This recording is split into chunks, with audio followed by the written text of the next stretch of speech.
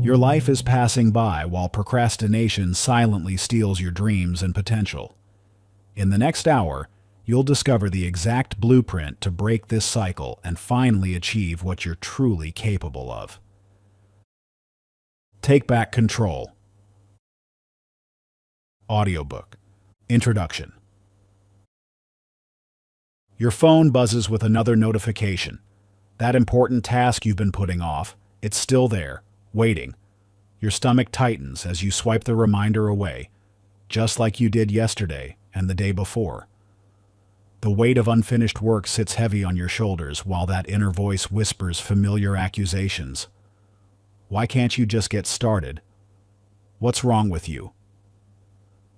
Stop right there. What if everything you've been told about procrastination is wrong? What if that resistance you feel isn't a character flaw, but a sophisticated internal compass trying to tell you something vital about yourself? You've tried the productivity hacks, the morning routines, the to-do lists, the time-blocking techniques. Yet here you are, still struggling with the same patterns. That's because traditional time management advice misses a crucial truth. Procrastination isn't your enemy. It's a misunderstood ally. Through the momentum matrix, you'll decode your unique delay patterns and transform them into catalysts for action. You'll master strategic procrastination, a counterintuitive approach that distinguishes between productive delay and destructive avoidance. And with the 90-second reset technique, you'll break through mental barriers that have held you back for years. This isn't about forcing yourself to work harder or adding more pressure to your already stressed mind. It's about understanding the hidden messages in your procrastination and using them to create unstoppable forward momentum. By the time you finish this audiobook, you won't just have new tools to manage your time. You'll have a completely new relationship with action itself, one that aligns with your deepest drives and unleashes your true potential. Chapter 1. The Procrastination Paradox. It's 2 a.m. The harsh glow of your laptop screen cuts through the darkness, casting shadows across your desk. Your coffee went cold hours ago, but you barely notice as you frantically piece together tomorrow's presentation. The same presentation you've known about for 3 weeks. The same one you promised yourself you'd start early this time. Your eyes burn as you scan through half-finished slides. Each passing minute amplifies that familiar cocktail of anxiety and self-criticism. Why do you always do this to yourself? You're smart, capable, and well-organized in other areas of your life. Yet here you are again, burning the midnight oil, racing against a deadline that once seemed comfortably distant. But what if this pattern isn't the enemy you've always thought it was? What if these late-night scrambles aren't evidence of your failure, but signals of a sophisticated internal protection system working exactly as designed? The truth about procrastination is far more complex and far more fascinating than most people realize. What we label as procrastination often serves as an intricate self-preservation mechanism, carefully crafted by our subconscious to shield us from deeper fears and perceived threats. These protective delay patterns aren't random acts of self-sabotage. They're more like sophisticated security protocols, activating precisely when we encounter situations that trigger our core fears. Consider how Walt Disney, one of the most innovative creators in history, grappled with this very dynamic during the production of Snow White and the Seven Dwarfs. Despite having a clear vision and abundant resources, Disney repeatedly delayed crucial decisions about the film's completion. His team grew increasingly frustrated as he demanded countless revisions and refinements, pushing the production timeline far beyond initial estimates. What appeared as mere perfectionism-driven procrastination was actually protecting Disney from a profound fear, the possibility that his ambitious leap into feature-length animation would fail spectacularly. The delays weren't about laziness or poor management. They were buying time for his creative vision to fully mature, while sheltering him from the vulnerability of releasing something revolutionary into the world. Only when Disney reframed these delays as necessary creative incubation periods did he find the courage to complete what would become a groundbreaking masterpiece in animation history. Your own protective delay patterns likely operate with similar sophistication, even if they manifest differently. These patterns often emerge strongest when the stakes feel highest, not because you're incapable, but because your internal protection system is working overtime to shield you from perceived threats to your identity, security, or relationships. Take Alex, a talented marketing executive who consistently delayed launching major campaigns despite having a track record of successful projects. Through careful self-examination, Alex discovered that his procrastination peaked specifically with highly visible projects where he knew his work would outshine his mentor's past achievements. His delays weren't about poor time management. They were protecting him from the discomfort of disrupting an important relationship dynamic. Once Alex recognized this pattern, he could address the real issue, his fear of success, and its potential impact on his mentor relationship. By having an honest conversation with his mentor, who turned out to be proudly supportive of Alex's growth, he transformed his relationship with project timelines. His protective delay pattern had served its purpose by forcing him to confront and resolve the underlying fear. Your turn to decode your own protection patterns. Take out a notebook and identify your 3 most recent procrastination incidents. For each one, ask yourself, what was I really protecting myself from in that moment? Was it fear of failure? Fear of success? Fear of judgment? Fear of responsibility? Let the answers emerge without judgment. Remember, these patterns develop to protect you, not harm you. Understanding them is the first step toward transforming them from obstacles into allies on your journey forward. Chapter 2. Decoding your delay triggers. You're deep into organizing your photo collection, a task that's been at the bottom of your to-do list for months. The colors pop perfectly, the categories are precise, and time seems to float by effortlessly. Meanwhile, that career-changing proposal you need to write sits untouched in your drafts folder, its deadline looming closer with each passing minute. It's a familiar scene, isn't it? The more crucial the task, the stronger the pull toward anything else. But what if this seemingly random behavior actually follows a precise, predictable pattern? What if your procrastination is speaking to you in a language you haven't yet learned to understand? Your delay triggers, those specific circumstances, emotions, or memories that activate your procrastination response, operate like a sophisticated early warning system. They're not random acts of self-sabotage.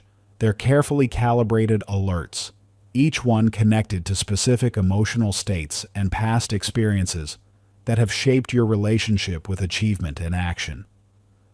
These triggers often manifest most powerfully when we're on the verge of meaningful change or significant achievement. They're not just about avoiding discomfort. They're protecting you from what your subconscious perceives as emotional or psychological threats based on your unique life experiences. Let's talk about Malala Yousafzai's journey while writing her memoir, I Am Malala. Despite her remarkable courage in standing up to the Taliban and her passionate advocacy for girls' education, she initially struggled with documenting her story. The delay wasn't about writer's block or lack of material. It was her mind's way of protecting her from reliving trauma. As she later revealed, her procrastination peaked whenever she approached chapters dealing with the most intense periods of conflict in Swat Valley. Rather than forcing herself through these blocks, Malala learned to read them as signals. When she felt the strongest resistance to writing, it wasn't laziness. It was her mind indicating that she needed to approach that part of her story from a different angle, perhaps one that emphasized hope and resilience, rather than fear and loss. By decoding these delay triggers, Malala transformed her writing process. Instead of seeing her hesitation as weakness, She recognized it as valuable feedback about how to tell her story in a way that would not only honor her experience, but also inspire others. The resulting memoir became not just a recounting of events, but a powerful testament to the human spirit's capacity for growth through adversity. Your own delay triggers likely operate with similar precision, even if the stakes feel different. These triggers often cluster around specific types of tasks, environments, or expectations. The key is learning to recognize them not as obstacles, but as information, vital data about where your growth edges lie and what fears you need to address. The procrastination pattern protocol offers a framework for mapping these triggers. When you notice yourself procrastinating, pause and observe the exact nature of the task you're avoiding. What specific aspect triggers the strongest resistance? Is it the creative elements, the technical details, the potential for public scrutiny? Next, trace the emotional echo. What past experience might this task be reminding you of? What's the worst thing that could happen if you succeed, if you fail? Miguel, a doctoral candidate in environmental science, discovered the power of this protocol while struggling with his thesis. Despite his passion for climate research and his strong academic record, he found himself constantly avoiding writing certain sections of his dissertation. Through careful observation, he noticed his procrastination peaked specifically when dealing with statistical analysis, the very area where he'd faced harsh criticism in his first year of graduate school. Instead of forcing himself to push through the resistance, Miguel used his delay triggers as a map. Each moment of procrastination became a clue, leading him to uncover the root of his avoidance, a deep-seated fear that his data analysis wouldn't meet the rigorous standards of his field. This understanding allowed him to approach the task differently. Rather than viewing statistics as a potential source of failure, he reframed it as an opportunity to demonstrate his growth since that first-year critique. Miguel began breaking his analysis into smaller, more manageable segments. He scheduled regular check-ins with his advisor specifically for statistical review, transforming a source of anxiety into a structured learning opportunity. Within weeks, his writing blocks began to dissolve. The procrastination hadn't disappeared entirely, but it had become a useful signal rather than a paralyzing barrier. Your delay triggers are equally specific and equally meaningful. They're not character flaws to be overcome, but rather sophisticated feedback mechanisms waiting to be understood. For the next 24 hours, maintain a delay decoder log. Each time you notice yourself procrastinating, document not just what you're avoiding, but what you're doing instead. Note the time of day, your energy level, and most importantly, the specific aspect of the task that seems to trigger the strongest resistance. Look for patterns in these moments of delay. They're trying to tell you something important about your path forward. Chapter 3. Beyond Motivation, the Power of Action Anchors. The most successful people in the world don't wait for motivation. They've discovered something far more reliable. While others chase the elusive feeling of being motivated, these high achievers have built systems that make action inevitable, regardless of how they feel. Think about your own experience. How many times have you waited for that perfect surge of motivation to start your most important projects? How often has that strategy actually worked? The truth is, motivation is like weather, unpredictable, inconsistent, and completely outside your control. Yet we've been conditioned to believe it's the key to sustained action. This dependency on motivation isn't just ineffective. It's actively holding you back from your true potential. Every time you wait to feel ready or get motivated, you're reinforcing a pattern that makes action more difficult, not easier. The solution isn't to build more willpower or find better motivational techniques. It's to create what I call action anchors, environmental and emotional triggers that bypass the need for motivation entirely. Action anchors work because they tap into your brain's natural tendency to form associations. Just as the smell of coffee might automatically trigger your morning routine, or the sound of your workout playlist puts you in exercise mode, you can deliberately create triggers that launch you into productive action. No motivation required. Jerry Seinfeld's legendary productivity system perfectly illustrates this principle. Early in his career, when he was still developing his craft, Seinfeld recognized that waiting for creative inspiration was a recipe for inconsistency. Instead, he developed his famous "don't break the chain" method. He hung a large calendar on his wall and marked each day he wrote with a big red X. The simple act of maintaining that chain of X's became more powerful than any motivational speech or technique. What made Seinfeld's system so effective wasn't the calendar itself. It was how it created an automatic trigger for action. The visual of that unbroken chain became an environmental cue that bypassed his need for motivation. He didn't have to feel inspired to write. He just had to maintain the chain. This simple action anchor helped him produce one of the most successful television shows in history and establish himself as one of comedy's most prolific creators. The power of action anchors lies in their ability to create what psychologists call implementation intentions, specific situational triggers that prompt automatic responses. These aren't just habits. They're deliberately engineered environmental and emotional cues that make action your default response, regardless of your motivational state. Observe how this plays out in your daily life. When you get into your car, you don't need motivation to put on your seatbelt. The action is triggered automatically by the environment. When your phone rings, you don't need to psych yourself up to answer it. The sound itself prompts the response. These are natural action anchors.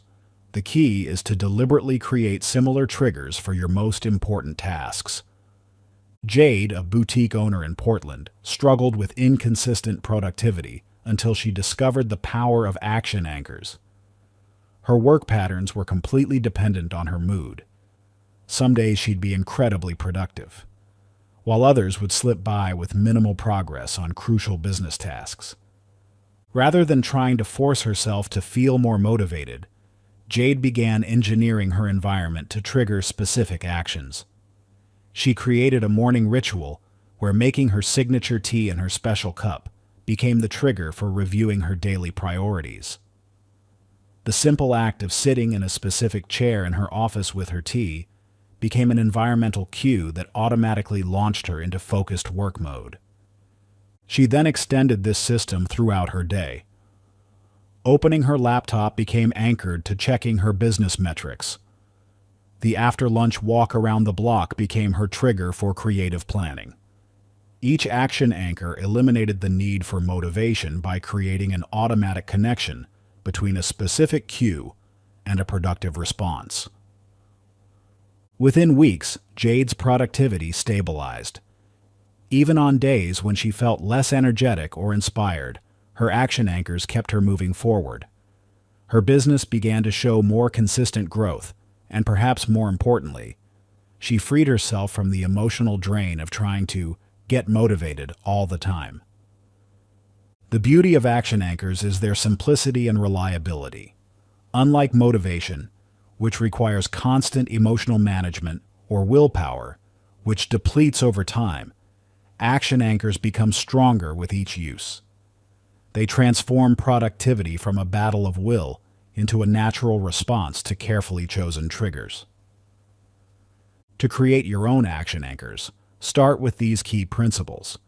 Choose a specific environmental trigger, something you can see, hear, or touch.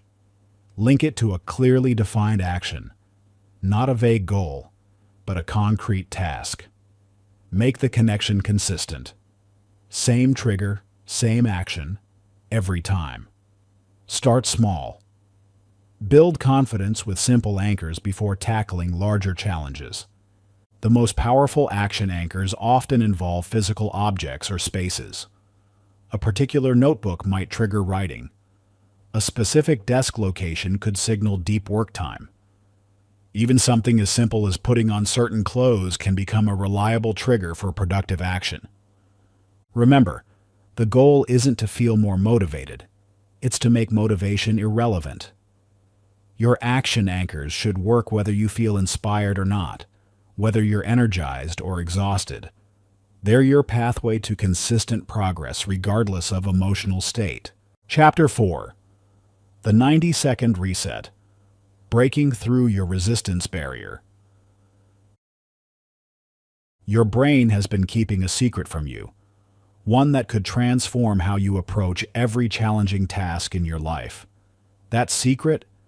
Your brain can only maintain resistance for 90 seconds before it must either commit to that resistance or let it go.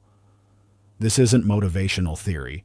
It's pure neuroscience, and it's about to change everything you thought you knew about procrastination. Think about the last time you faced a task you'd been avoiding.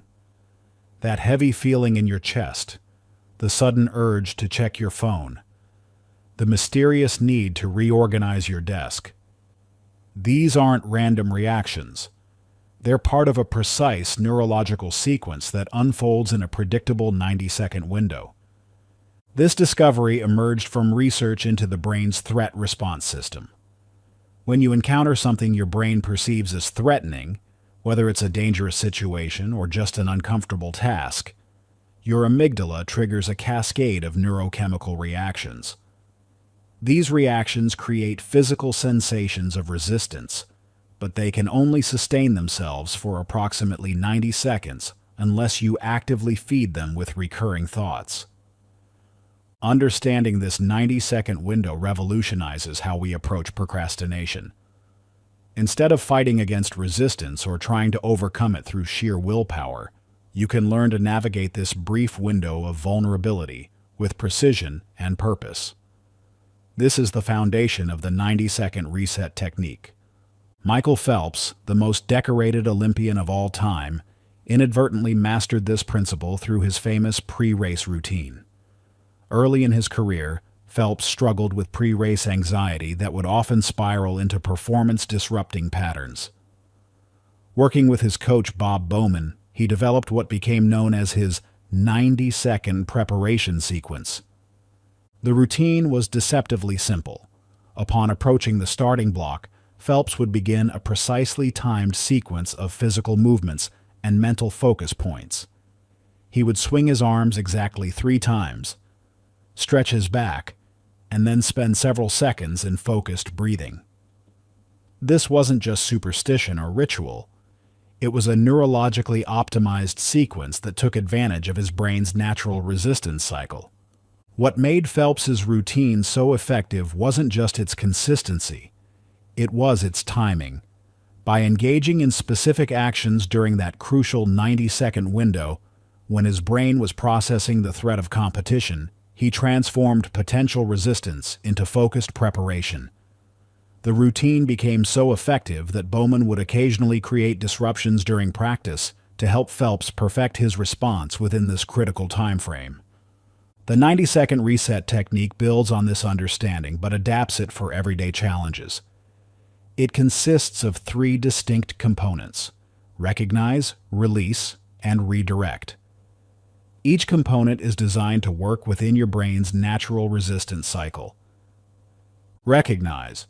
The moment you feel resistance arising, acknowledge it without judgment. This isn't about fighting the feeling or trying to push it away. Simply notice the physical sensations, the tightness in your chest, the urge to avoid, the sudden interest in distractions. This recognition actually begins to engage your prefrontal cortex, reducing the amygdala's threat response. Release. For the next few seconds, focus entirely on your physical experience of resistance. Don't try to change it or fight it. Just observe it like a scientist studying an interesting phenomenon. This step prevents you from feeding the resistance cycle with anxious thoughts or self-judgment. Redirect. As you approach the 60-second mark, begin a simple physical action related to your task. This isn't about diving into the full task. It's about engaging in one small, specific movement that breaks the resistance pattern. If you're avoiding writing, Simply open your document and place your fingers on the keyboard. If you're procrastinating on exercise, just put on one running shoe. Dr. Nina, a neurosurgeon at a major metropolitan hospital, provides a compelling example of how the 90-second reset can transform even high-stakes situations. Despite being highly skilled, Nina found herself procrastinating when it came to learning new surgical techniques, particularly those involving emerging technologies. Her hesitation wasn't about capability. It was about the momentary discomfort of facing unfamiliar territory. The more she avoided these learning opportunities, the more her resistance grew, creating a self-reinforcing cycle that threatened to limit her professional growth. After learning about the 90-second reset, Nina began applying it to her learning process. When faced with a new procedure to master, she would first acknowledge her resistance without trying to fight it. She'd spend the next minute simply observing her physical reactions, the tension in her shoulders, the slight acceleration of her heartbeat. Then, as she approached the 60-second mark, she would perform one simple action: picking up the technical manual or pulling up the training video. This small step, taken precisely when her brain's resistance cycle was naturally waning, consistently broke through her procrastination barrier. Within weeks, Nina had transformed her approach to professional development. The 90-second reset didn't eliminate the challenge of learning new procedures, but it prevented resistance from becoming a roadblock to progress. She found herself voluntarily seeking out learning opportunities she would have previously avoided. The power of the 90-second reset lies in its alignment with your brain's natural cycles. You're not fighting against your neurological wiring, you're working with it. This makes it both more effective and more sustainable than traditional willpower-based approaches. When implementing the reset in your own life, timing is crucial. Start your timer the moment you feel resistance arising. Don't wait until you're already deep in an avoidance pattern. The goal is to catch the resistance cycle at its beginning, when your brain is still deciding whether to commit to that resistance or let it go. Remember, the physical action you choose for the redirect phase should be almost laughably small. The goal isn't to complete the task, it's to break through the initial resistance barrier. Once you've taken that first tiny step, continuing becomes dramatically easier. Your challenge for tomorrow morning is simple but powerful. Choose 3 small tasks you've been avoiding. For each one, set a timer for 90 seconds when you feel resistance arising. Use the recognize-release redirect sequence, noting how your physical sensations change throughout the process. Don't focus on completing the tasks. Focus entirely on navigating that 90-second window with awareness and precision. Chapter 5. Strategic Delay, the Hidden Power of Purposeful Pause. 2 CEOs faced the same market disruption in 2019. The first, leading a century-old manufacturing company, prided himself on immediate action and quick decisions. Within hours of receiving market reports, he initiated a complete operational overhaul.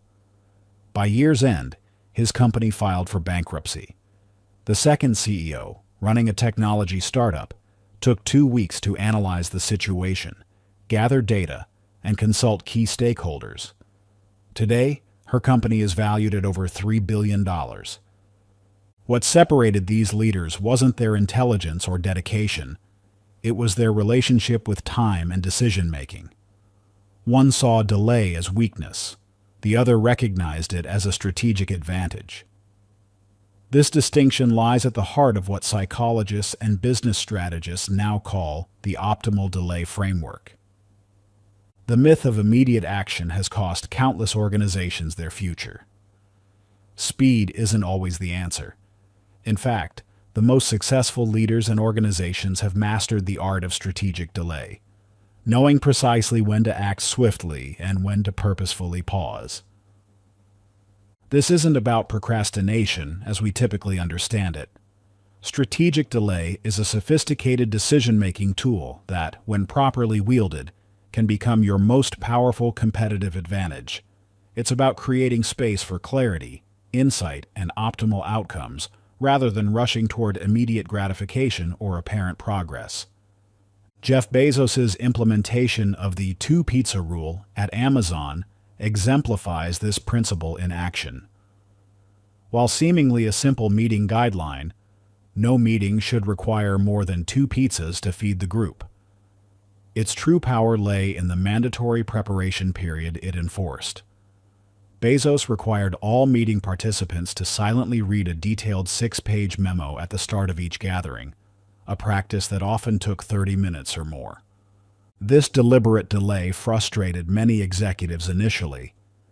In a fast-moving tech company, spending the first half hour of every meeting in silence seemed counterintuitive. However, Bezos understood something crucial about decision-making. The quality of a decision often correlates directly with the space given to understand its implications fully. The results were transformative. Meeting productivity soared as participants came to discussions with deeper understanding. More importantly, this structured delay prevented countless hasty decisions that could have derailed Amazon's growth. When asked about this practice, Bezos noted that all of my best decisions in business and in life have been made with heart and intuition and good analysis, not just rushing in. The Amazon case reveals 3 core principles of strategic delay. First, structured preparation always beats rushed execution. By forcing a pause before discussion, Bezos created space for genuine understanding rather than reactive thinking. Second, delay must serve a specific purpose. The memo reading period wasn't about postponement. It was about ensuring every participant had the same foundational knowledge before contributing. Third, the timing of delay matters as much as the delay itself. By positioning the preparation period at the start of meetings rather than before them, Bezos ensured compliance and created a shared experience of focused attention. These principles form the foundation of the optimal delay framework. The key lies in distinguishing between productive and destructive delays. Productive delays enhance understanding, gather crucial information, or allow for better alignment. Destructive delays stem from fear, avoidance, or simple habit. Think about the experience of Thomas, a senior city planner in Portland. Faced with a major redevelopment project affecting a historic neighborhood, Thomas felt intense pressure to move quickly. The mayor wanted plans approved within a month. Developers were pushing for immediate action, and his reputation for efficiency was on the line. Traditional productivity wisdom would have urged Thomas to power through and deliver quick results. Instead, he chose strategic delay. He implemented a structured 3-week community feedback period, knowing it would temporarily slow the project but potentially prevent costly mistakes. During this delay, Thomas discovered critical information that would have been missed in a rushed process. Local historians revealed underground structures that would have compromised the original foundation plans. Community leaders identified cultural landmarks that, once integrated into the design, significantly increased public support. Most importantly, the delay allowed for the emergence of creative solutions that satisfied both developers and residents. The project ultimately launched 2 months later than initially planned, but avoided millions in potential redesign costs and community opposition. Thomas's strategic delay transformed what could have been a contentious development into a celebrated community success story. To implement strategic delay effectively in your own life and work, consider these key questions. What additional information might emerge if you allow more time? This isn't about endless research, but about identifying specific knowledge gaps that time might fill. Who else needs to be involved in this decision? Strategic delay often creates space for crucial stakeholders to contribute meaningfully, rather than being rushed through consultation. What are the actual costs of waiting versus the potential benefits? Many perceived urgencies are artificial, while the benefits of careful consideration are often understated. The optimal delay framework transforms these questions into actionable guidelines through what we call the pause, purpose, proceed method. This isn't about creating elaborate decision trees or complex analysis. It's about developing an intuitive sense for when delay serves strategy rather than fear. Thomas's success with the Portland project wasn't just about waiting. It was about waiting with purpose. He used the delay to gather specific information, engage key stakeholders, and build stronger solutions. This distinction between purposeful pause and mere postponement is crucial. Take your current projects and responsibilities. Somewhere in that mix is likely a decision or action you're feeling pressured to make quickly. This pressure might come from external sources, bosses, clients, deadlines, or internal ones, habits, fears, perceived expectations. Chapter 6. The Momentum Matrix. Small Steps, Massive Impact. You've been listening to this audiobook for 5 chapters now. Notice how your procrastination patterns have already begun shifting? That's not an accident. The subtle changes in how you approach tasks, the moments of clarity about your delay patterns, the brief victories using the 90-second reset. These aren't random improvements. They're the first signs of momentum building in your favor. Think about the last time you tried to push a heavy object. The hardest part wasn't keeping it moving, it was getting it to move in the first place. Once motion begins, physics takes over. This same principle governs every aspect of human achievement, yet most productivity systems ignore it entirely. They focus on the equivalent of trying to sprint from a standstill, then wonder why people fail to maintain progress. The momentum matrix changes everything by working with your brain's natural tendencies rather than against them. This isn't another productivity framework. It's a fundamental reimagining of how progress actually happens. Sarah Blakely's journey with Spanx illustrates this principle perfectly. Before becoming the youngest self-made female billionaire in history, Blakely faced a challenge that would have paralyzed most entrepreneurs, creating an entirely new category of clothing with no fashion or retail experience. The conventional approach would have been to create elaborate business plans, seek significant funding, and attempt to launch a full product line immediately. Instead, Blakely did something remarkable. She focused on the smallest possible action she could take immediately. Her first step wasn't writing a business plan or seeking investors. It was cutting the feed off her own pantyhose to test her concept. This seemingly tiny action set in motion a chain of momentum-building steps that would revolutionize an industry. When the prototype showed promise, she didn't immediately try to secure manufacturing. Instead, she spent a week visiting potential manufacturers in North Carolina. When they all rejected her idea, she didn't try to convince them with business projections. She focused on building a relationship with one manufacturer's daughters, who eventually persuaded their father to give her idea a chance. Each step was manageable, concrete, and built directly on the momentum of the previous action. This wasn't just good fortune, it was the momentum matrix in action, though Blakely didn't call it that at the time. She intuitively understood that momentum in business, like momentum in physics, compounds with each successful action. The momentum matrix operates on 3 fundamental principles. Minimal viable action. Every significant achievement can be broken down into actions so small they bypass your brain's resistance mechanisms. The key is identifying these micro-steps that maintain forward motion without triggering overwhelm. Compound progress. Each completed action makes the next one easier, not just practically, but neurologically. Your brain builds new neural pathways with each success, literally making future actions require less effort. Strategic sequencing. The order of actions matters more than their individual significance. Small, well-sequenced steps create more momentum than larger, poorly ordered ones.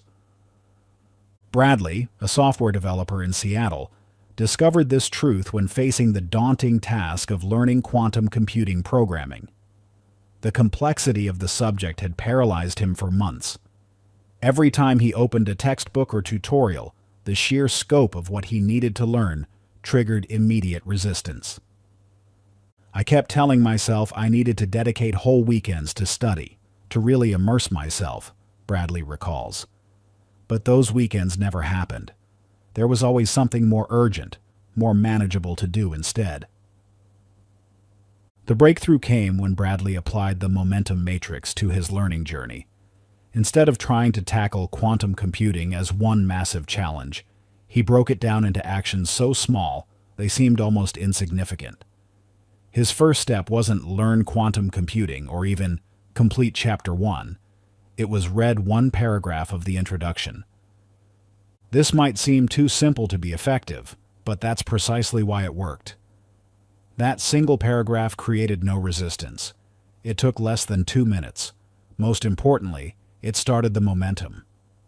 The next day, he read 2 paragraphs.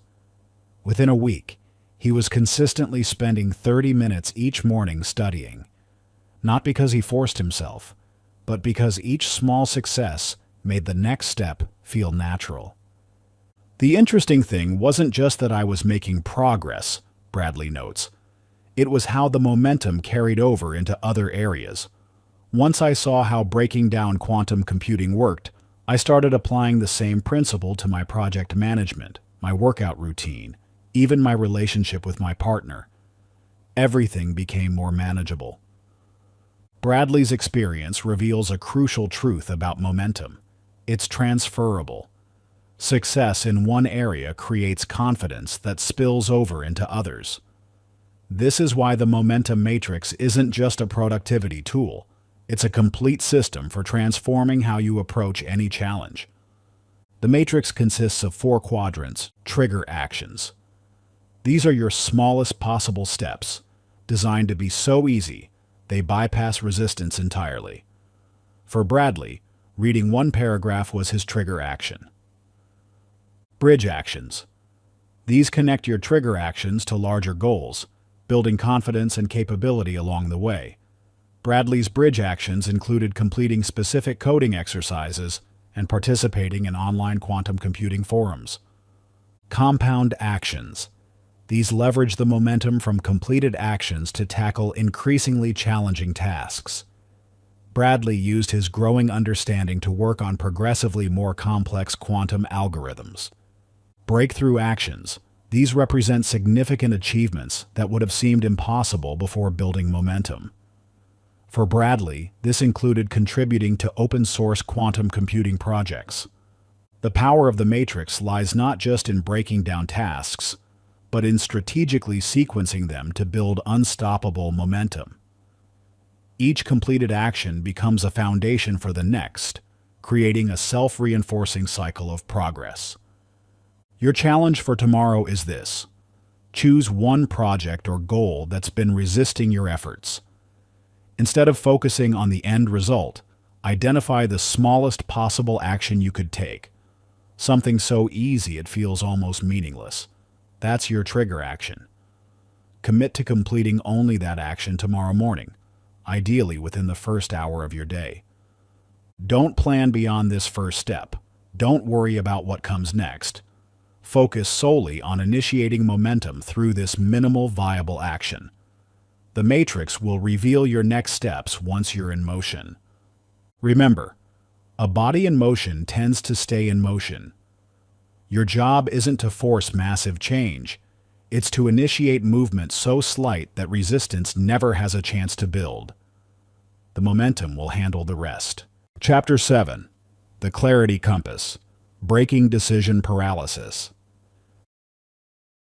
Your hands hover over the keyboard, muscles tense, breath shallow. 3 urgent projects loom on your screen, each demanding immediate attention. The marketing proposal that could land your biggest client yet. The quarterly report your CEO specifically requested. The innovative product feature that could revolutionize your department. Time ticks mercilessly forward as you freeze, caught in the paralyzing web of competing priorities. This isn't just another busy day. It's a moment of truth that reveals a fundamental flaw in how we approach decision-making. The paralysis you're feeling isn't a sign of weakness or incompetence. It's what happens when your brain encounters multiple high-stakes decisions without a reliable system for evaluating them. Most productivity systems fail precisely at this critical junction. They'll tell you to prioritize or focus on what matters most, as if those platitudes help when everything seems equally important. The real challenge isn't knowing you need to prioritize. It's having a reliable compass to guide those decisions when pressure is high and time is short. Enter the Clarity Compass, a revolutionary decision-making framework that transforms paralyzing choices into clear, confident action. This isn't another complex productivity tool. It's a simple yet powerful method that aligns with how your brain naturally evaluates options, eliminating the friction that leads to decision paralysis. Microsoft CEO Satya Nadella faced this exact challenge when he took the helm in 2014. The tech giant was struggling with multiple competing priorities: cloud computing, mobile strategy, artificial intelligence, and enterprise software. Each division had compelling arguments for why their initiative should take precedence. The stakes were enormous, and traditional prioritization methods weren't cutting it. Nadella recognized that Microsoft's future depended on making the right calls quickly and consistently. He developed a systematic approach to evaluate competing priorities based on 4 key dimensions: long-term impact, market urgency, growth potential, and organizational energy. This framework became the foundation for Microsoft's remarkable transformation. Instead of getting caught in endless debates about which project deserved resources, Nadella's team could quickly plot initiatives on these 4 axes. Cloud computing scored high on all 4 dimensions, leading to the successful Azure platform. Mobile strategy, despite its apparent urgency, showed lower potential for sustainable growth, leading to the strategic decision to deprioritize Windows Phone. The results speak for themselves. Under Nadella's leadership, Microsoft's market value soared from $300 billion to over $2 trillion. More importantly, the company regained its innovative edge by consistently making clear, confident decisions about where to focus its resources. The Clarity Compass works because it transforms complex decisions into clear visual coordinates. Like a traditional compass has 4 cardinal directions, the Clarity Compass has 4 primary points. Impact: the long-term significance and potential ripple effects of the decision. Urgency: the time sensitivity and immediate consequences of action or delay. Growth: the potential for learning, expansion, and future opportunities. Energy: the alignment with your core strengths and natural momentum. Daniel, an environmental scientist at a leading research institute, discovered the power of this framework when facing his own decision paralysis. With 3 major grant deadlines approaching, 2 collaborative research projects needing attention, and a groundbreaking study on coral reef preservation hanging in the balance, he found himself frozen in analysis paralysis. "I kept making lists, trying to figure out which project to tackle first," Daniel recalls. But traditional prioritization methods fell apart because everything seemed equally important. The grants were time-sensitive, the collaborations involved other people depending on me, and the coral reef study could have real-world impact on ocean conservation. Using the Clarity Compass, Daniel plotted each project along the 4 dimensions. The coral reef study scored highest on impact and growth, while the grant applications peaked on urgency. The collaborative projects ranked high on energy because they aligned with his passion for team-based research. Instead of remaining paralyzed, Daniel could now see a clear path forward. He dedicated his peak morning hours to the coral reef study, used scheduled blocks for grant writing when deadlines approached, and integrated collaborative work during times when his energy naturally aligned with team interactions. The breakthrough wasn't just in knowing what to do first, Daniel explains. It was in understanding why each project mattered in different ways. This eliminated the guilt and anxiety that used to plague my decisions. Your challenge for the next 30 minutes is simple but powerful. Take your current to-do list and plot each item on the clarity compass. Draw a simple cross on paper, creating 4 quadrants. Label them impact, urgency, growth, and energy. For each task, make a dot showing where it falls on each axis. The pattern that emerges will reveal your clear next step. Chapter 8. Time Archaeology. Uncovering Hidden Moments of Power.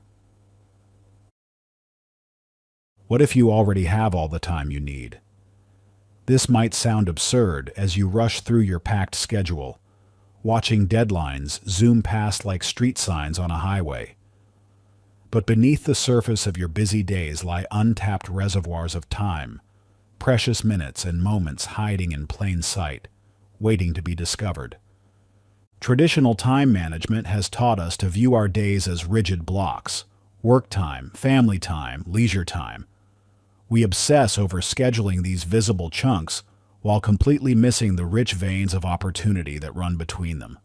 It's like trying to fill a bucket while ignoring the stream flowing just beneath our feet. Time archaeology isn't about squeezing more into your already compressed schedule. It's about developing the skill to spot and harness those invisible pockets of time that most people overlook. These micro moments, the 10 minutes between meetings, the commute to work, the wait at the doctor's office, aren't just empty spaces. They're untapped mines of potential. Lin-Manuel Miranda's creation of the Broadway phenomenon, Hamilton, perfectly illustrates the power of time archaeology. While most saw their daily commute as dead time, Miranda recognized these moments as creative goldmines. During his subway rides between performances of In the Heights, he would pull out Ron Chernow's biography of Alexander Hamilton and let his mind wander into what would become theatrical history. I had a lot of moments on the train where I would write something down and I would go, "Wait a minute, that's exactly how that scene should work," Miranda revealed. He didn't need a perfect writing studio or hours of uninterrupted time. Instead, he learned to excavate creative potential from these seemingly useless moments of transit. What began as a few lines scribbled between subway stops eventually grew into a revolutionary musical that would win 11 Tony Awards and change the face of American theater. Miranda's genius wasn't just in his creativity, it was in his ability to recognize and harness these hidden pockets of time that others dismissed as worthless. The key to time archaeology lies in understanding that meaningful progress doesn't always require large blocks of time. Your brain doesn't need an hour to have a breakthrough insight. Sometimes 3 focused minutes can unlock solutions that hours of scattered attention miss. Let's talk about how archaeologists work. They don't randomly dig anywhere. They use sophisticated tools and techniques to identify promising sites. Similarly, time archaeology requires developing a keen eye for potential time deposits in your daily life. These moments aren't always obvious. They're often buried under layers of habit and assumption. Maria, a single mother working full-time as a nurse, discovered this truth when she decided to launch her wellness coaching business. Initially, she believed she'd need to sacrifice sleep or family time to pursue her dream. But through time archaeology, she uncovered a different reality. "I started paying attention to these little gaps in my day," Maria explains. "The 15 minutes while my daughter was at dance class. The half-hour early morning when the hospital was quiet. Even the time waiting for dinner to cook became valuable." Instead of trying to find huge blocks of time that didn't exist, Maria learned to maximize these micro moments. She'd outline blog posts while waiting at school pickup, record short training videos during her lunch break, and engage with potential clients on social media during those natural pauses in her day. Within 6 months, she had built a thriving side business without sacrificing her primary responsibilities. "The time was always there," she reflects. "I just needed to learn how to see it and use it effectively. The power of time archaeology lies not just in finding these moments, but in understanding how to match them with the right tasks. Not every time pocket is suitable for every activity. A 5-minute gap between meetings might be perfect for sending that important email, but inadequate for deep creative work. The art is in matching the task to the time available. Your challenge for the next 24 hours is to become a time archaeologist. Carry a small notebook or use your phone's notes app. Every time you find yourself waiting, transitioning, or in what you'd normally consider dead time, record it. Don't try to fill these moments yet. Just document them. Note the length of time, when it occurred, and what you typically do during these moments. Tomorrow, you'll have a map of hidden time pockets you never knew existed. This is your first step toward mastering the art of time archaeology. Chapter 9. The Focus Filter. Engineering your environment for inevitable action. You've just spent several minutes absorbed in this audiobook, completely immersed in concepts that are reshaping your understanding of productivity and action. According to widely cited research, the average human attention span has dwindled to just 8 seconds, less than that of a goldfish.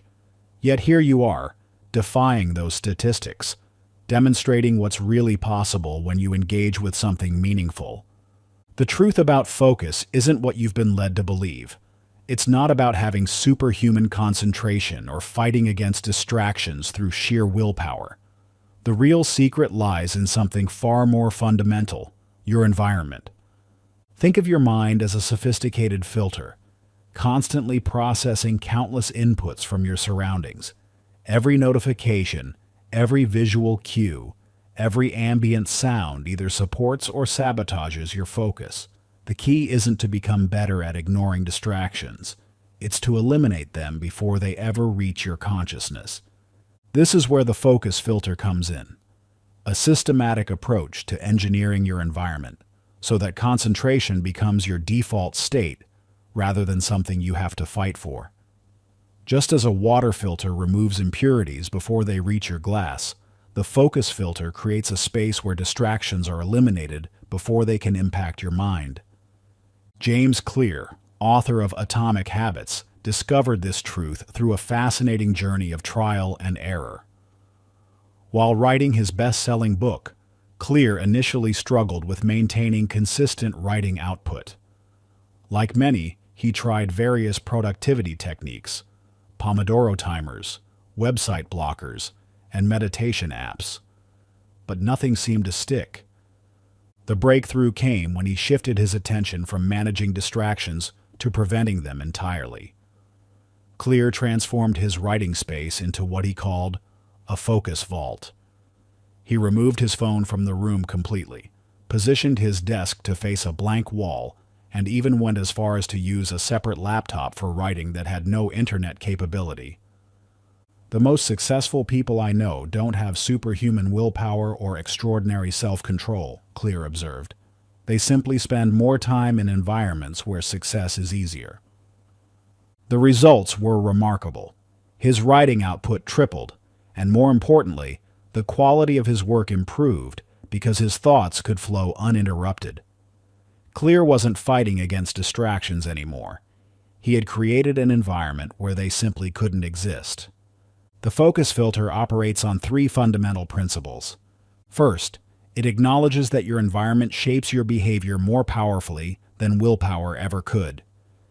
Instead of relying on motivation to stay focused, you design your space to make focus inevitable.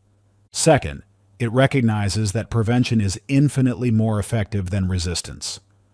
By eliminating distractions at their source, you conserve the mental energy typically spent fighting them. Third, it understands that sustainable focus comes from systems, not strength. When your environment is engineered for concentration, maintaining focus becomes effortless rather than exhausting. Implementing your own focus filter begins with an environmental audit. Every object, sound, and potential interruption in your workspace either serves your focus or sabotages it. There's no neutral ground. Chris, a remote team manager for a company, discovered this truth during the challenging transition to virtual work. His team's productivity had plummeted, not because they weren't working hard, but because their home environments weren't designed for focused work. "We were trying to force concentration in spaces filled with distractions," Chris explains. "It was like trying to read a book in the middle of a carnival." Instead of adding more productivity tools or increasing oversight, Chris helped his team implement the focus filter in their home workspaces. They created detailed environmental checklists, identifying and eliminating common focus disruptors. Visual distractions were addressed by creating dedicated work zones, even in small spaces, using room dividers or strategic furniture placement. Digital notifications were completely eliminated during focus blocks. Team members established clear boundaries with family members or roommates, using simple visual signals to indicate when they were in deep work mode. The results transformed their productivity. Team members reported feeling less mentally exhausted at day's end because they weren't constantly battling distractions. Project completion rates improved by 40%, and the quality of work noticeably increased. The biggest revelation was realizing that fighting distractions was the wrong approach, Chris reflects. Once we designed our environments for focus, everything else fell into place. Your environment is either working for you or against you. There's no middle ground. Every object in your workspace, every notification setting on your devices, every ambient sound in your surroundings is either supporting your focus or undermining it. Your challenge for the next hour is to implement the focus filter in one specific workspace. Start by removing every object that doesn't directly serve your primary task. Turn off all notifications on your devices, not just silencing them, but completely disabling them. Position your workspace to minimize visual distractions, even if that means facing a blank wall. Create a clear signal that indicates to others when you're in focus mode. It could be as simple as a sign or a specific light being on. The goal isn't just to reduce distractions, it's to make them impossible. Chapter 10. Deep Work Dynamics. Mastering the Flow State. The last time you experienced true flow, you forgot to eat lunch. Time disappeared. Your usual procrastination patterns vanished. The world around you faded into a gentle blur as you moved through your work with effortless precision. Now imagine accessing that state at will. This isn't just a pleasant daydream. It's a learnable skill that transforms your entire relationship with productivity. The state you're thinking of, that magical zone where work feels effortless and time loses meaning, isn't random. It follows precise patterns that, once understood, can be triggered intentionally. What makes this approach revolutionary is that it completely bypasses the traditional battlegrounds of willpower and motivation. Instead of fighting against your natural rhythms, deep work dynamics aligns with them, creating conditions where focused productivity becomes your default state rather than something you have to force. Think of your mind as an instrument capable of producing extraordinary music. Just as a violin requires specific conditions, proper tuning, the right bow pressure, optimal temperature, your brain needs precise conditions to enter its peak performance state. The key isn't trying harder, it's creating the exact environment where deep work becomes inevitable. Nobel laureate Richard Feynman's extraordinary contributions to physics weren't just the result of raw genius. They emerged from his masterful understanding of deep work conditions. While other physicists struggled with conventional approaches to problem solving, Feynman developed what he called his focused fooling around technique. Instead of forcing himself to work in traditional academic settings, Feynman discovered that his best insights came in unexpected environments. He would often retreat to quiet bars in the middle of the afternoon, working complex equations on napkins while sipping coffee.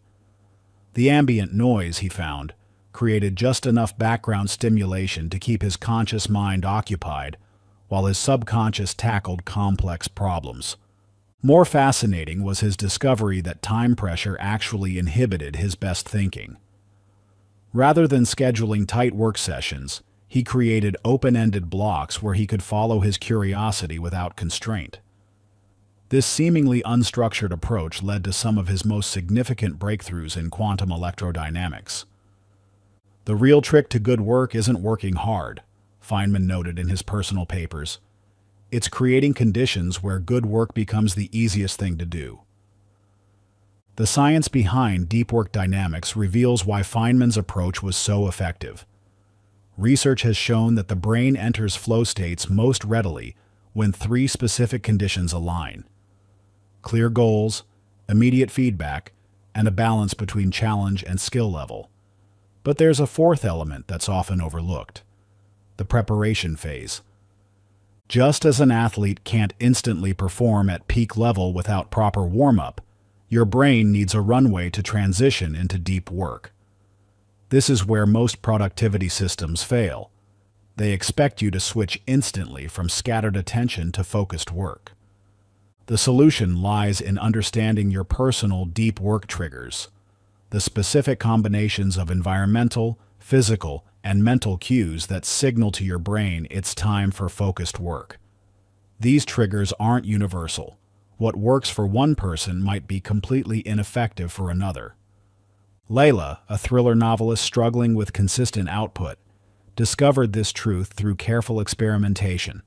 Her initial attempts to force productivity through rigid scheduling and word count goals only led to frustration and blocked creativity. The breakthrough came when she started mapping her natural patterns of peak creativity. She noticed that her best writing happened during pre-dawn hours, but only if she had prepared her workspace the night before. Even small details mattered. The temperature needed to be slightly cool, her coffee had to be in a specific mug, and her desk needed to face away from windows. "I used to think these were just quirks or superstitions," Layla explains. "But they're actually deep work triggers, signals that tell my brain it's time to create." By systematically documenting and then intentionally setting these triggers, Layla transformed her writing process. Her daily word count tripled, but more importantly, the quality of her work improved because she was accessing flow states consistently, rather than forcing productivity through willpower. The key to establishing your own deep work triggers lies in careful observation, followed by intentional design. Start by examining your past experiences of flow states. What were the environmental conditions? What time of day was it? What physical state were you in? These aren't random factors. They're clues to your personal deep work formula. Next, create what's called a trigger stack, a sequence of actions and conditions that, when combined, reliably lead to focused work.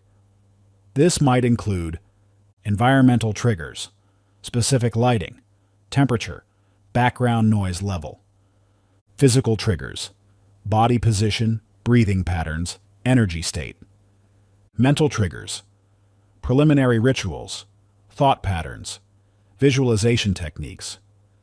The power of deep work dynamics lies in its systematic approach to creating these conditions. Instead of waiting for flow states to occur randomly, you're engineering them through precise environmental and behavioral design. Chapter 11. The Progress Principle. Your brain's hidden reward system. Your brain experiences more pleasure from tracking progress than from achieving goals. This isn't motivational theory, it's neuroscience. That surge of satisfaction you feel when checking off a task, it's not just psychological satisfaction. Your brain releases more dopamine during the process of making progress than it does when you actually reach your final destination. This revelation transforms everything you thought you knew about motivation and achievement. While you've been focusing on distant finish lines, your brain has been craving the smaller victories along the way. Understanding this biological reality opens up an entirely new approach to overcoming procrastination and maintaining momentum. Think about the last time you tackled a major project. The moments of greatest satisfaction weren't at the end. They were the small victories along the way. Each milestone triggered a cascade of neurochemical rewards, creating an addictive cycle of progress and pleasure. This isn't weakness or lack of ambition. It's your brain's natural optimization system at work. The progress principle reveals why traditional goal setting often fails. When you focus solely on the endpoint, you're working against your brain's reward system rather than with it. Your neural circuitry is designed to thrive on incremental progress, creating a constant feedback loop of achievement and motivation. Serena Williams' transformation from tennis prodigy to living legend wasn't just about natural talent or relentless practice. Her breakthrough came when she revolutionized her training approach through sophisticated progress tracking. Working with her coach Patrick Mouratoglou, Williams implemented what she called her victory visualization system. Instead of focusing solely on match wins, Williams broke down every aspect of her game into trackable components. Each practice session became a data point, measuring improvements in serve speed, return accuracy, and movement patterns. More importantly, she tracked these metrics in real time during practice, creating immediate feedback loops that her brain could respond to. People see the matches, Williams noted in a rare interview about her training methods, but they don't see the thousands of small victories that make those matches possible. Her system turned every practice session into a series of achievable challenges, each one triggering the brain's reward system and creating momentum for the next. The results were extraordinary. Not only did her game improve, but her motivation and consistency in training reached new levels. By aligning her practice with her brain's natural reward system, Williams transformed the grinding repetition of practice into an engaging journey of measurable progress. The science behind the progress principle reveals why this approach works so powerfully. Research has shown that the brain's reward system is more sensitive to the rate of progress than the absolute level of achievement. In other words, your brain gets more excited about improving by 1% today than it does about imagining a 50% improvement next month. This insight leads to a revolutionary approach to productivity: the Progress Cascade Framework. Instead of relying on willpower or motivation, this system creates a self-reinforcing cycle of visible progress and neurological reward. The key elements are visibility, making progress observable in real time; granularity, breaking progress into the smallest measurable units; immediacy, creating instant feedback loops; momentum, linking each achievement to the next step. The power of this framework lies in its alignment with your brain's natural operating system. Rather than fighting against your tendency to seek immediate rewards, it harnesses this drive for productive purposes. Kyle, a third-year architecture student, discovered this principle's transformative power while struggling with a complex design project. His initial approach, focusing on the final presentation, left him paralyzed by the project's scope and complexity. The breakthrough came when he applied the Progress Cascade Framework to his design process. Instead of visualizing the finished building, he created a detailed progress map breaking down every aspect of the design into visible daily achievements. His studio wall became a living document of progress, with each small decision and refinement marked and celebrated. "I started tracking everything," Kyle explains. "Each floor plan iteration, every material choice, even quick sketch studies.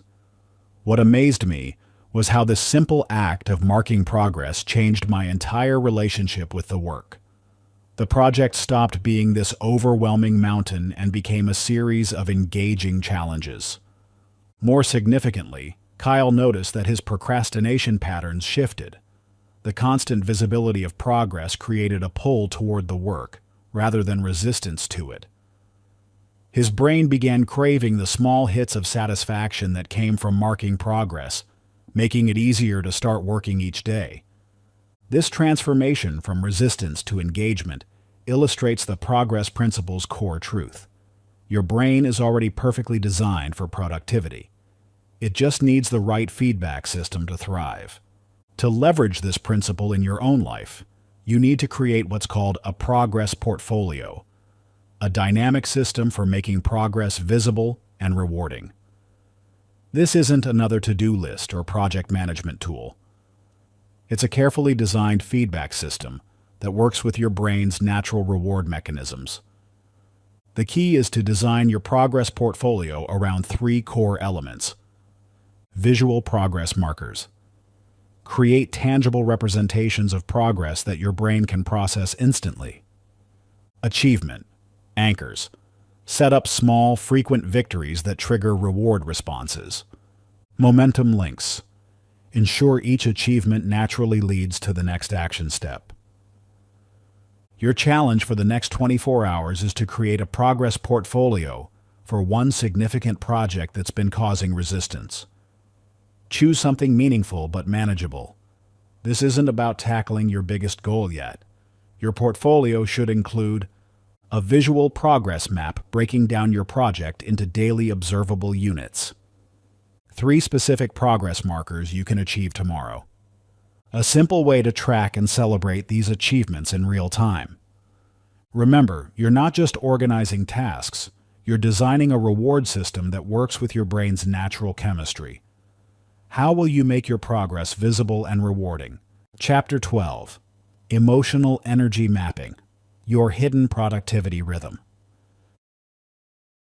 You're trying to force yourself to work, but your brain feels like it's swimming through syrup. Meanwhile, yesterday you effortlessly completed twice as much work in half the time. The difference? It wasn't motivation.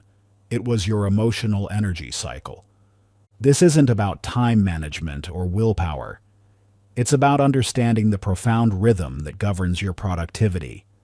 A pattern so fundamental to your success that ignoring it is like trying to sail against the tide. Your emotional energy flows in predictable waves throughout the day, creating windows of extraordinary capability and periods where effort feels futile. Think about your most productive day this week. That breakthrough didn't come from better planning or stronger motivation. It happened because you unknowingly aligned your actions with your natural energy cycle. Now imagine harnessing that alignment intentionally every single day. The science of emotional energy mapping reveals why traditional productivity advice often fails. Your brain operates on a complex biorhythm that influences everything from cognitive function to creative capacity. This isn't just about being a morning person or night owl. It's about understanding the subtle yet powerful waves of energy that shape your effectiveness. When Elon Musk faced the unprecedented challenge of simultaneously running Tesla and SpaceX, he discovered that conventional time management techniques weren't enough. His breakthrough came from an unexpected source, mapping and leveraging his emotional energy patterns. During this intense period, Musk noticed that his decision-making quality varied dramatically throughout the day, regardless of how much sleep he got or how important the task was. Through careful observation and data collection, he developed what he called his energy optimization protocol. Instead of trying to maintain consistent productivity across the day, Musk began structuring his dual CEO schedule around his natural energy peaks and valleys. He scheduled critical design reviews and strategic decisions during his peak cognitive hours, typically early morning, used his creative energy surge, often mid-afternoon, for innovation sessions, and reserved routine operational updates for periods of lower emotional energy. The results were transformative. Not only did his productivity increase, but the quality of his decisions improved significantly. It's not about working more hours, Musk noted in a rare interview about his methods. It's about understanding when your mind is truly ready for specific types of work. This insight leads us to the emotional energy matrix, a framework for mapping and leveraging your natural productivity rhythms. Unlike rigid scheduling systems, this approach works with your brain's natural patterns rather than against them. The key elements are energy mapping, tracking your natural peaks and valleys throughout the day; task alignment, matching activities to your energy states; recovery, recognition, identifying and respecting your renewal periods; momentum maintenance, creating flow between different energy states. The power of this framework lies in its personalization. Your energy pattern is as unique as your fingerprint, and understanding it is crucial for optimal performance. May, a senior management consultant, discovered this principle's transformative power while struggling with inconsistent client presentation performance. Some days she would captivate rooms full of executives, while other times she felt like she was dragging herself through the same material. The breakthrough came when she began mapping her emotional energy patterns. Using a simple energy tracking system, May discovered that her peak persuasive ability coincided with specific times of day, and these peaks were remarkably consistent, regardless of sleep or preparation. "I started tracking my energy levels every hour," May explains. "Not just high or low, but the specific type of energy I had. I discovered I had different kinds of peaks, one for analytical work, another for creative thinking, and a distinct peak for interpersonal engagement." Armed with this knowledge, May restructured her entire client engagement approach. She scheduled major presentations during her peak persuasive energy periods, conducted detailed analysis during her analytical peaks, and handled routine communications during lower energy periods. The transformation was remarkable. Not only did her presentation effectiveness improve dramatically, but she found herself experiencing significantly less stress and fatigue. By aligning her tasks with her natural energy rhythms, she turned what used to be exhausting days into manageable, even energizing experiences. This transformation illustrates a crucial truth. Fighting against your natural energy rhythm isn't just inefficient, it's unnecessary. Your brain already knows when it's best suited for different types of work. The key is learning to listen and respond to these signals. To leverage this principle in your own life, you need to create what's called an emotional energy map, a dynamic tool for tracking and responding to your natural productivity rhythms. This isn't another time management system. It's a personalized energy optimization framework that works with your brain's natural patterns. Your map should focus on 3 key dimensions. Energy. Type. Different tasks require different kinds of mental energy: analytical, creative, interpersonal. Energy level. Your natural peaks and valleys throughout the day. Energy triggers. External and internal factors that influence your energy states. The process begins with awareness. For the next 24 hours, your challenge is to maintain an emotional energy log. Every 2 hours, set regular reminders. Note: your current energy level, 1 to 10. The type of energy you're experiencing: focused, creative, social, etc. What you've been doing for the past 2 hours. How effective you felt at your tasks. This isn't about judgment or immediate change. It's about gathering data to understand your natural patterns. Tomorrow, you'll use this information to begin aligning your most important tasks with your optimal energy states. Remember, you're not trying to fight or change your natural rhythms. You're learning to harness them. What patterns will you discover in your own emotional energy cycle? Chapter 13. The Identity Shift, Becoming Your Future Self. You just completed a major project 2 days ahead of schedule. Your first thought wasn't pride or relief. It was, "Of course I did. That's who I am now." This subtle shift in self-perception marks the most profound transformation in your journey. It's the moment when productivity ceases to be something you do and becomes who you are. This transformation runs deeper than habits or strategies. While the tools and techniques you've learned so far are powerful, they pale in comparison to the force of identity. When your actions align with your self-image, procrastination doesn't just become easier to overcome. It becomes incompatible with who you are. Think about the last time you tried to force yourself to adopt a new habit. Perhaps it was waking up earlier, exercising regularly, or tackling important tasks first thing in the morning. If you're like most people, you probably relied on willpower, motivation, or elaborate systems of rewards and punishments. And if you're like most people, these approaches eventually failed. The reason is simple but profound. You were trying to change your behaviors without changing your identity. It's like trying to speak a new language by memorizing phrases without understanding the grammar. You might make progress for a while, but true fluency requires a deeper transformation. The science of identity-based habits reveals why traditional approaches to behavioral change often fall short. Research in neuroplasticity shows that our brains physically reconstruct themselves based not just on what we do, but on who we believe we are. This isn't just psychology, it's biology. David Goggins' transformation from a 297-pound pest exterminator to a Navy SEAL and ultramarathon runner illustrates this principle in action. While his physical transformation was remarkable, the real story lies in how he reconstructed his identity through what he calls the accountability mirror. Goggins didn't start with running ultramarathons or attempting SEAL training. He began by standing in front of a mirror each morning, confronting not just his physical reflection, but his identity.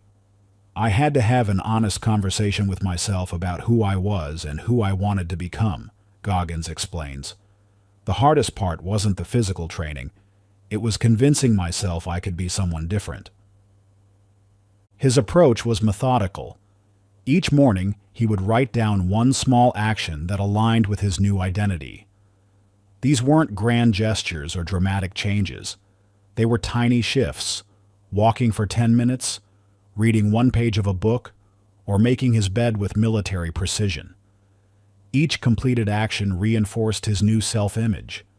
The key insight from Goggins' journey isn't the intensity of his transformation, but its incrementality. He didn't try to become an ultra-athlete overnight. Instead, he focused on becoming someone who doesn't make excuses, one small decision at a time.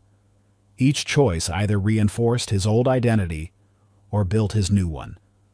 This brings us to the Identity Reconstruction Protocol, a systematic approach to rebuilding your self-image through consistent, identity-aligned actions. The protocol works in 3 phases: identity archaeology, examining your current self-image and its origins; identity architecture, designing your new identity with specific, actionable traits; identity integration, systematically embedding new behaviors that reinforce your chosen identity. The power of this approach lies in its focus on becoming rather than doing. Instead of forcing yourself to be more productive, you systematically become someone for whom productivity is natural and automatic. Observe the story of Paige, a marketing director who struggled with chronic procrastination throughout her early career. Despite her intelligence and creativity, she had internalized an identity as someone who works best under pressure, a common euphemism for procrastination. Rather than trying to force herself to be more organized through traditional productivity systems, Paige applied the Identity Reconstruction Protocol. She began by examining her current identity stories. I'm creative, not organized. I need pressure to perform. I'm not a morning person. Through the protocol, she realized these weren't immutable traits, but chosen narratives. She started small, identifying one key aspect of her desired identity, being someone who initiates rather than reacts. Each morning, she would take one proactive step on a project, no matter how small. The shift was subtle at first, Paige recalls, but after a few weeks, I noticed something strange. I felt uncomfortable waiting until the last minute. It didn't align with who I was becoming. Over 6 months, Paige systematically rebuilt her professional identity. She didn't just become more productive. She became someone for whom proactive work was natural. Her transformation was so complete that when a colleague commented on her improved productivity, her genuine response was, "Of course, that's just who I am now." The key to Paige's success wasn't willpower or time management techniques. It was the systematic reconstruction of her identity through small, consistent actions that aligned with her desired self-image. Each completed task wasn't just a check mark on a to-do list. It was evidence that reinforced her new identity. This brings us to your transformation. The tools and strategies you've learned throughout this audiobook are powerful, but their true potential is unlocked when they become part of your identity, rather than just things you do. Your challenge now is to write a detailed letter from your future self, 1 year from today. This isn't a goal-setting exercise. It's an identity crafting tool. In this letter, describe who you've become, not just what you've achieved. Focus on how naturally and automatically you now take action, how procrastination feels foreign to who you are, and most importantly, how this transformation feels inevitable because it aligns with your true self. Write this letter in the present tense, as if you're already there.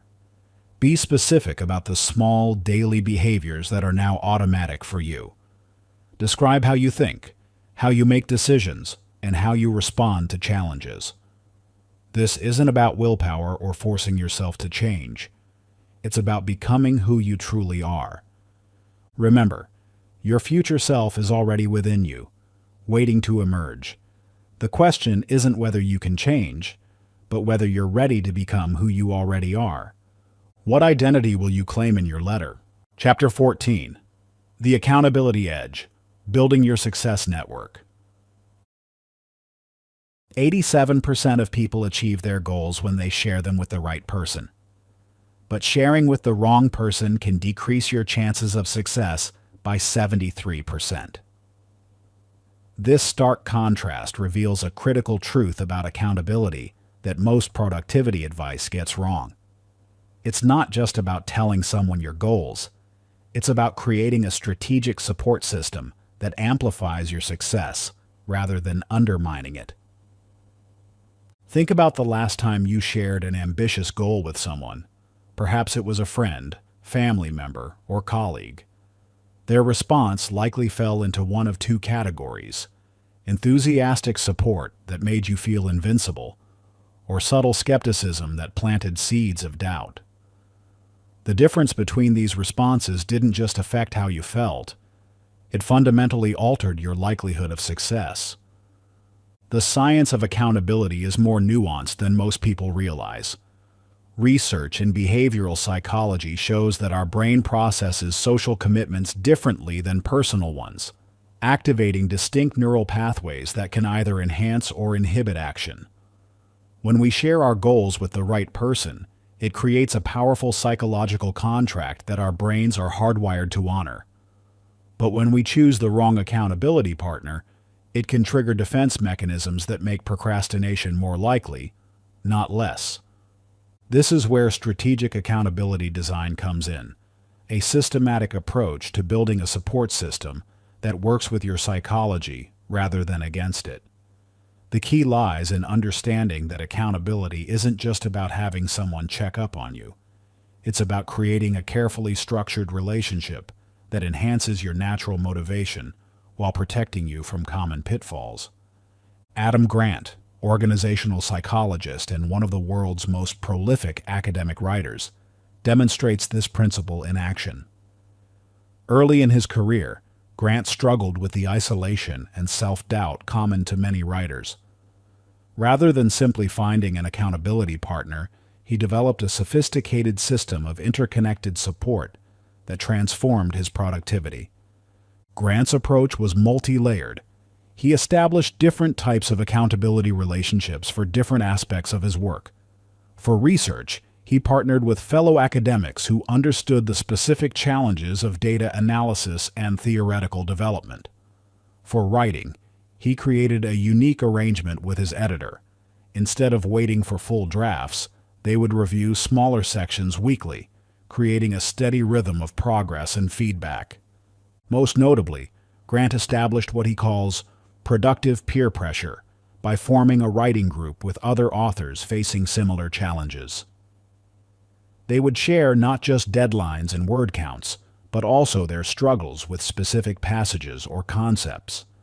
This created an environment where vulnerability became a strength, allowing members to work through obstacles together rather than facing them alone. The success of Grant's system wasn't just in having multiple accountability partners. It was in how he structured these relationships to serve specific purposes. Each connection was deliberately designed to address a particular aspect of the creative process, from ideation to execution to refinement. This brings us to the 3 core principles of strategic accountability design. Alignment. Your accountability partner must truly understand and value your goals. Capability. They must have the right combination of support and challenge to help you grow. Structure. The accountability relationship must have clear parameters and communication protocols. The application of these principles requires careful consideration of both your goals and your potential accountability partners. It's not enough to find someone willing to help. They must be the right fit for your specific needs and working style. Consider Marcus, a senior developer working remotely for a global tech company. Despite his technical expertise, Marcus found himself struggling with procrastination as he adapted to working from home. The isolation of remote work had disrupted his natural productivity rhythms, and traditional accountability methods weren't working. Marcus's breakthrough came when he applied the principles of strategic accountability design to create what he calls his global productivity network. Instead of relying on a single accountability partner, he built connections with team members in different time zones, each serving a specific purpose in his productivity system. His morning check-ins with a colleague in Singapore helped him start each day with clear intentions. Midday collaboration sessions with European team members provided focused work blocks with built-in deadlines. End-of-day reviews with West Coast teammates ensured he closed each day with a sense of accomplishment and clear plans for tomorrow. The genius of Marcus's system wasn't just in its global reach. It was in how he structured each accountability relationship.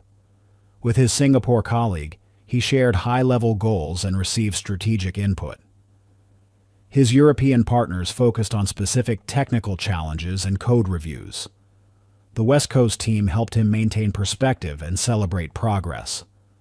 Within 3 months, Marcus's productivity had increased by 40%, and more importantly, his sense of connection and purpose had been restored. The procrastination that had plagued his early remote workdays was replaced by a steady flow of meaningful progress. The key to Marcus's success was understanding that different types of accountability serve different purposes. Strategic accountability design isn't about finding one perfect partner. It's about creating a network of support that addresses all aspects of your productivity challenges. To implement this in your own life, start by conducting an accountability audit. First, identify the specific areas where you need support. Are you struggling with initial motivation, follow-through, maintaining perspective? Each challenge might require a different type of accountability. Next, evaluate your current support network. Who already understands your goals? Who has the expertise or experience to guide you? Who has the time and willingness to engage in regular check-ins? Finally, consider the structure of each potential accountability relationship. What type of communication works best? How frequent should check-ins be? What metrics or milestones will you track together? The most effective accountability relationships are built on clear expectations and mutual benefit. Your partners should get value from the relationship too, whether through shared learning, reciprocal support, or the satisfaction of contributing to your success. Chapter 15. Building your perpetual progress engine. 6 months from now, you're explaining to a friend how you've maintained your productivity transformation without endless willpower or constant struggle. Your secret? You've built a self-sustaining system that makes progress automatic. Your friend looks skeptical. They've tried countless productivity systems that worked for a week or two before falling apart. But yours is different. You've created something that doesn't just work. It works without you having to think about it. The difference lies in understanding a fundamental truth about human behavior. Sustainable progress isn't about forcing yourself to be productive. It's about creating an environment where productivity becomes the path of least resistance. This is the principle behind the Perpetual Progress Engine, a framework that transforms sporadic productivity into consistent achievement through self-reinforcing cycles. Think of a perpetual motion machine. While perfect perpetual motion may be impossible in physics, we can create something remarkably close in human behavior. The key is understanding how habits, environment, and systems interact to create self-sustaining momentum. Maya Angelou provides a masterclass in this principle. While many know her as a legendary writer, few understand the sophisticated system she developed to make her productivity automatic. Angelou didn't rely on motivation or inspiration. Instead, she created what she called her inevitable writing routine. Each morning she would arrive at her hotel room. Yes, she deliberately rented a hotel room for writing, at 6:30 a.m. The room was stripped of all decorations, no pictures, no memorabilia, nothing to distract. She kept only a legal pad, a bottle of sherry, playing cards, and a Bible. These weren't random items. Each served a specific purpose in her perpetual progress engine. The bare walls eliminated visual distractions, creating an environment where writing was the only stimulating option. The legal pad and sherry became ritualistic triggers. Their mere presence signaled to her brain that it was time to create. The playing cards provided a specific type of mental break that helped her process complex ideas without breaking her creative flow. The Bible served as both inspiration and a calibration tool for language. But the genius of Angelou's system wasn't in any individual element. It was in how these components created a self-reinforcing cycle. Each successful writing session strengthened her association between the environment and productivity, making the next session even more automatic. She didn't have to decide to write each day. Her system made writing inevitable. This brings us to the three core components of the Perpetual Progress Engine. Environmental design, creating spaces that automatically trigger productive behaviors. Ritual architecture, building sequences that move you naturally from intention to action. Progress amplification, installing feedback loops that strengthen desired behaviors. Hiroshi, a technology executive in Singapore, faced a common challenge. His company consistently missed deadlines despite having talented teams and clear goals. Traditional solutions, more meetings, stricter deadlines, accountability measures, only seemed to make things worse. His breakthrough came when he stopped trying to fix the problem directly and instead focused on building a perpetual progress engine for his organization. Instead of adding more pressure points, he created what he called progress pathways, environmental and systematic changes that made progress the natural outcome. First, he transformed the office layout to create flow zones, spaces designed for specific types of work with built-in progress triggers. The morning strategy room featured standing desks and visual project timelines, naturally encouraging brief, focused planning sessions. The afternoon collaboration space included project boards that automatically highlighted completed tasks in green, triggering positive feedback loops through visible progress. But Hiroshi's most innovative change was implementing what he called momentum meetings, brief daily gatherings where teams would physically move project markers across a giant progress board. This simple ritual created a powerful visual representation of progress that tapped into the brain's natural reward systems. Within 3 months, His department's on-time completion rate jumped from 64% to 91%. More importantly, this improvement didn't require constant oversight or enforcement. The system itself maintained momentum, with each successful project strengthening the team's connection to their new productivity patterns. The key to building your own perpetual progress engine is understanding that willpower and motivation are limited resources. Instead of trying to force productivity through sheer determination, you need to create a system that makes progress your default state. Your challenge now is to begin building your own perpetual progress engine. Choose one important project or goal and design a self-reinforcing system using these 3 steps. Select a dedicated space and strip it of distractions, adding only items that directly support your goal. Create a specific ritual that signals the start of your progress session. Install a visible progress tracker that provides immediate feedback on your achievements. Implement this basic engine framework tomorrow morning, then observe how it naturally guides your behavior toward productivity. Remember, you're not just building a productivity system, you're creating an environment that makes progress inevitable. Conclusion: you've discovered that procrastination wasn't your enemy. It was a sophisticated signal system trying to protect and guide you.